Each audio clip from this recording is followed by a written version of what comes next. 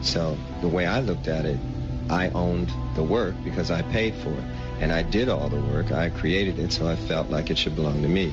That said, the companies felt otherwise. I wrote it, you know what I'm saying? I paid the for the beat. I paid you for loaning me the money, you know what I'm saying?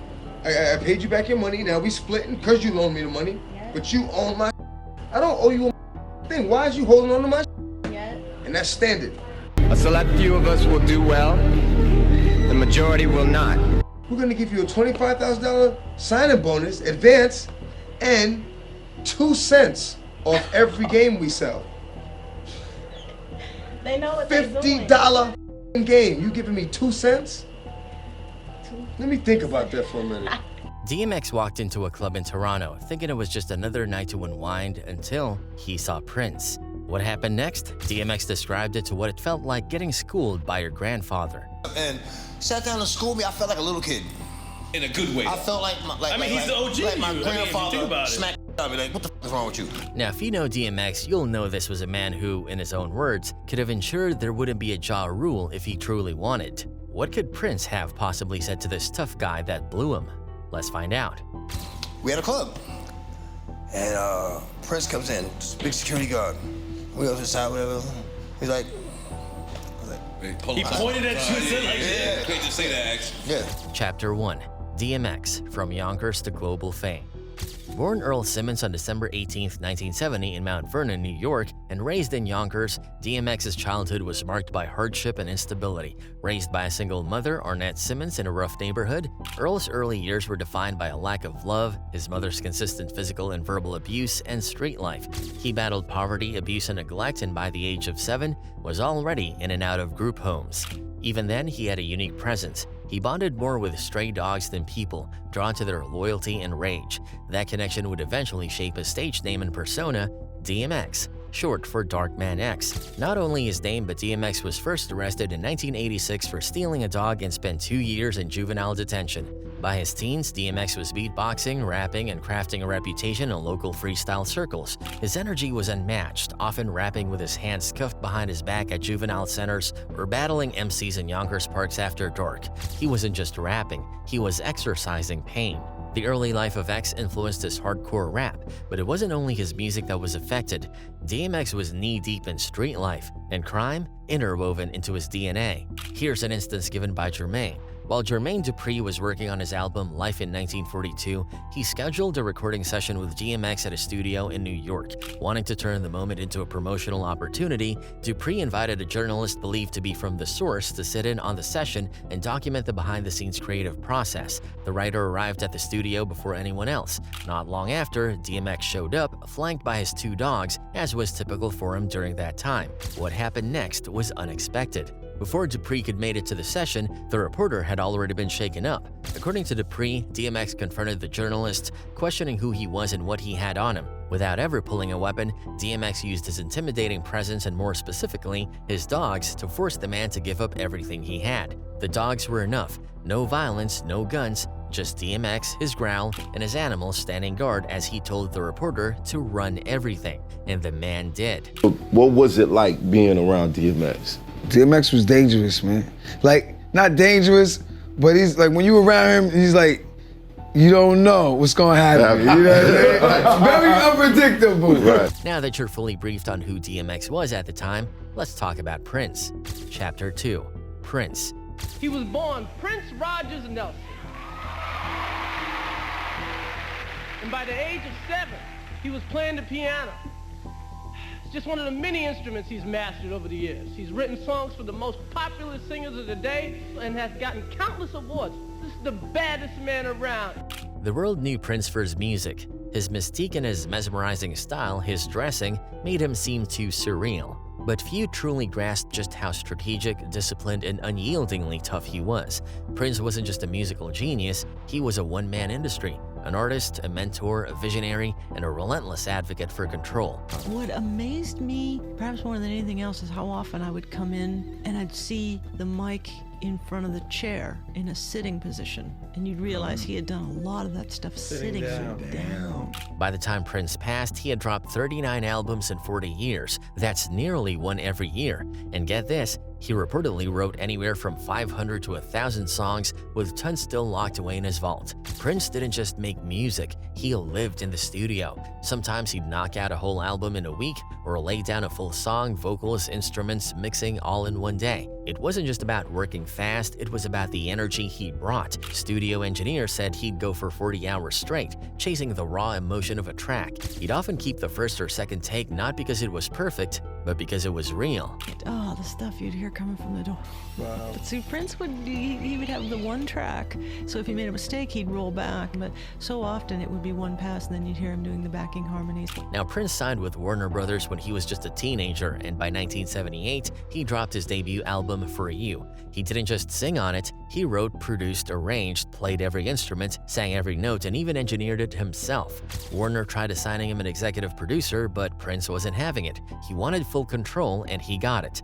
That fierce independence, it became his trademark. His big breakout came in 1984 with Purple Rain, both the film and the album, and it launched him into global superstardom. Tracks like When Doves Cry, Let's Go Crazy, and the iconic Purple Rain showed the world what made Prince so different, a mix of punk, rock, pop, and soul that didn't follow anyone's rules but his own. And his style? Just as bold as his sound. Prince blurred the lines between gender, fashion, expectations, all of it. He had around 3,000 custom high heels made by Andre No. 1 over the years, usually in custom shades of purple.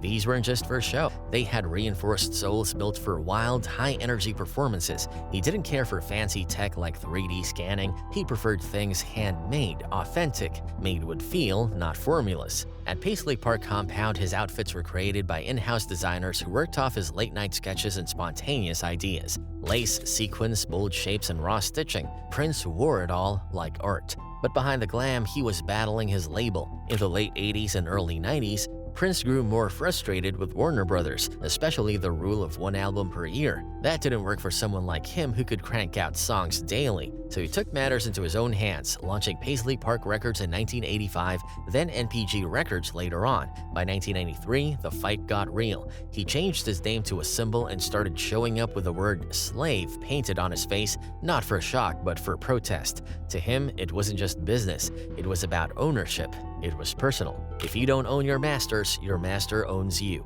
In 1996, after delivering his final contractual albums, Prince declared emancipation and broke free. His new label allowed him to release songs on his terms, including direct-to-fan models like the NPG Music Club and Lotus Flower.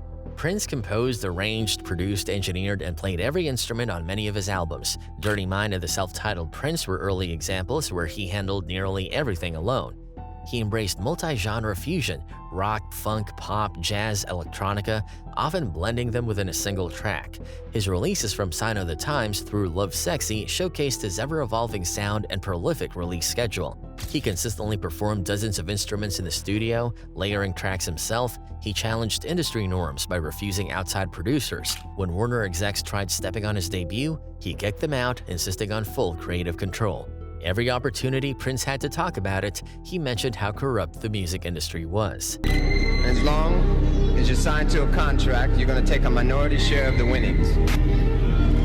Chapter 3. DMX and Prince. There are moments in life that change you not in a loud, dramatic way, but in a quiet, soul-piercing kind of way.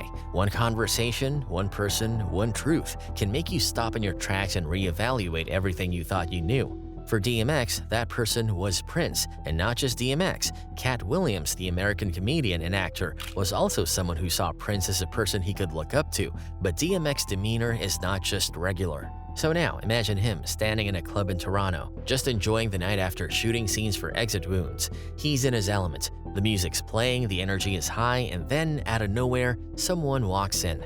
Not just anyone, Prince.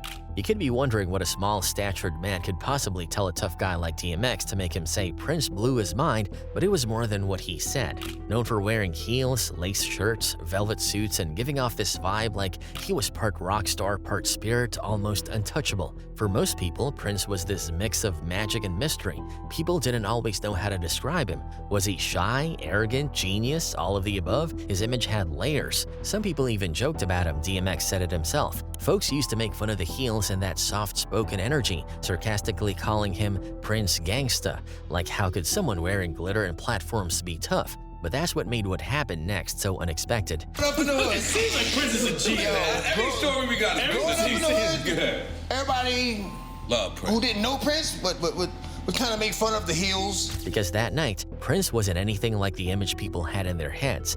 Not to DMX, not even close. Prince came in quietly but strong. He walked in with presence. He motioned for DMX to come over, which he did. Up with a calm voice, he spoke with intent. He told the security to make space, and they did. Literally backed up half the club, moved tables, cleared the area just so he could sit down and talk to DMX. For over an hour, just the two of them.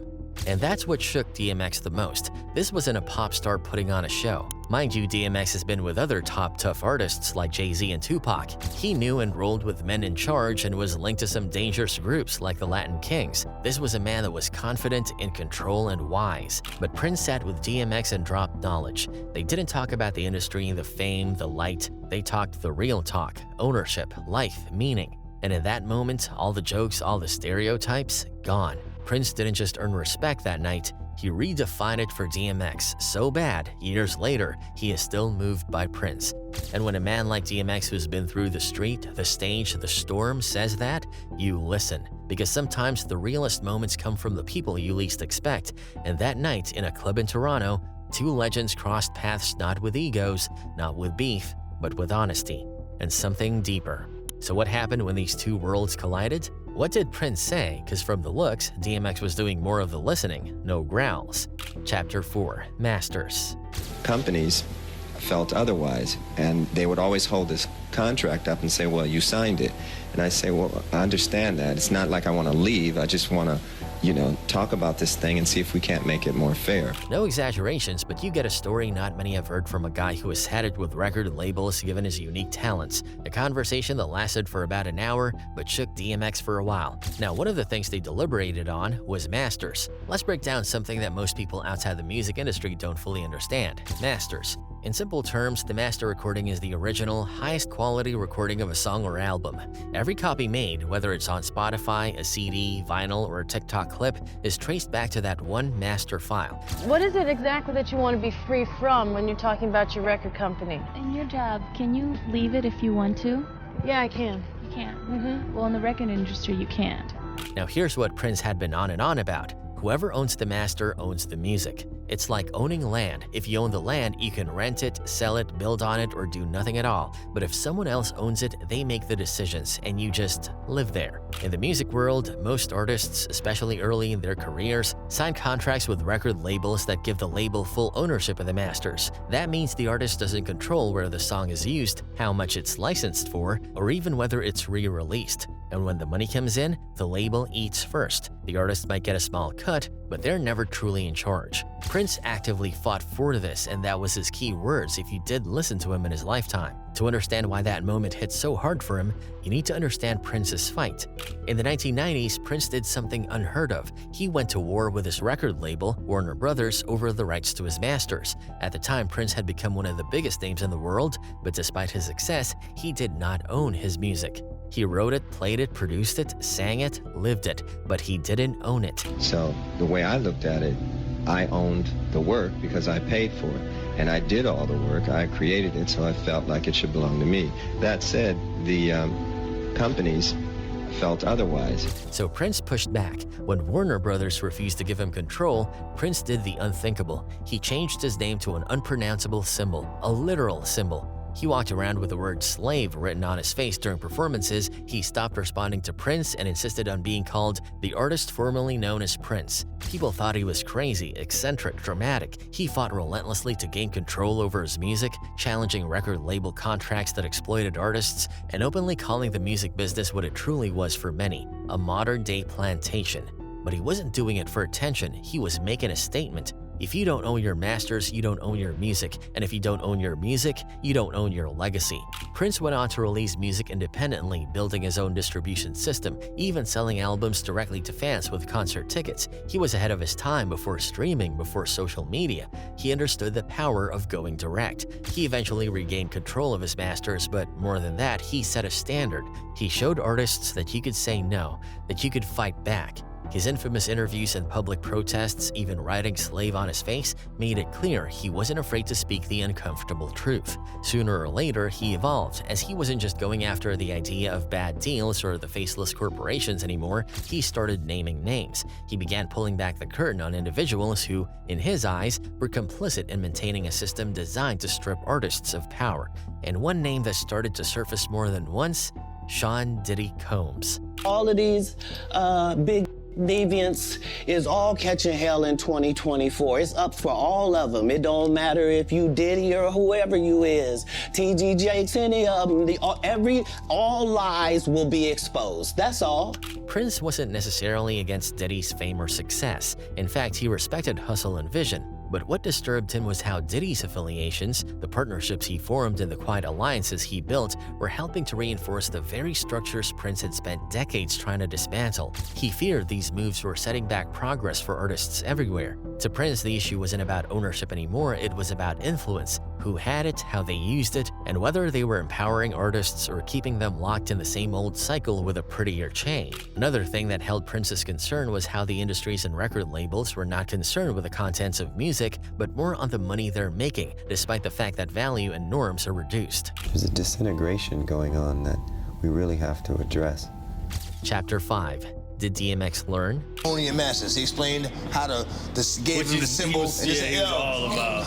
But the question remains, did DMX take that advice? Did he fight for his masters? Did he turn it all around? Sadly, the story doesn't end with a fairy tale comeback. As powerful as that moment with Prince was, it didn't immediately change the course of DMX's career. Not because he didn't want it, but because by then, a lot had already happened. DMX was already tangled deep in contracts, lawsuits, addiction battles, and bad deals made early in his career. You see, DMX came into the game fast and hard. In just under 3 years, he released 5 multi-platinum albums, a record still untouched by most rappers. But while the world saw the fame and the sales, behind the scenes, DMX wasn't seeing the money he deserved. He didn't own his masters. Most of his biggest hits, Rough Riders Anthem, Slippin', Party Up, were under the control of his record label. And once those masters are signed away in your early contracts, getting them back becomes a long, expensive, and often impossible fight. Even after his talk with Prince, DMX didn't have the financial or legal backing to reverse those early deals.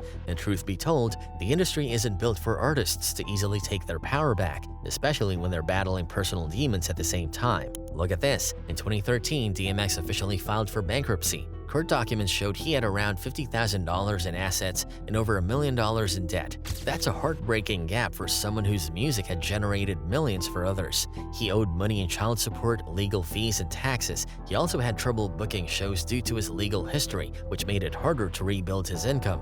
There were even reports that he didn't have full access to his own royalties. When artists don't own their masters, they rely on performance money and touring to survive. And when that's disrupted, whether due to addiction, prison time, or simply aging out the touring circuit, the financial foundation starts to crumble. This begs the question, what if DMX got his masters? DMX was never truly broken in the way people imagine, but he was broken in spirit. He said it himself multiple times. Money was never his motivation. He didn't rap to get rich, he rapped to be heard, to cry out, to make sense of his pain. But the industry he walked into was built around money, and when the check stopped, the world stopped listening. Although there's no confirmed report that DMX ever gained ownership of his masters before his death in 2021, most of his catalogs remained under Def Jam and Rough Riders. There were rumors and hopes that maybe his estate would work toward reclaiming them, but nothing official has been announced since. And that's the real tragedy. Not just that he died too soon, but that an artist who gave so much of himself never truly owned the thing he created even after meeting Prince. It's like painting a masterpiece and then being told you'll never get to hang it in your own house. Still, something did shift after Prince spoke to him. DMX began talking more openly about the business side of music. He warned younger artists about signing without reading. He spoke with more awareness. Even if he couldn't change his own situation, he tried to plant seeds for others. That's what makes Prince's message so powerful. I wrote it, you know what I'm saying? I paid the for the beat.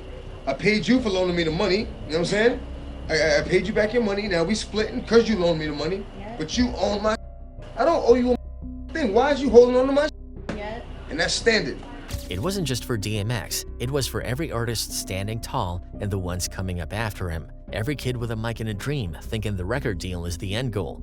Prince made DMX look inward, and DMX, in turn, started encouraging others to be more than just voices on wax. He wanted them to own their voices. In the end, the story of DMX and Prince isn't just about music, it's about legacy, about what we leave behind. Prince showed DMX that being a gangsta isn't just about surviving the streets, it's about surviving the industry, about protecting your art, about holding your name with pride even when the world wants to buy and sell it like a product. DMX may not have lived long enough to own it all, but he lived long enough to understand.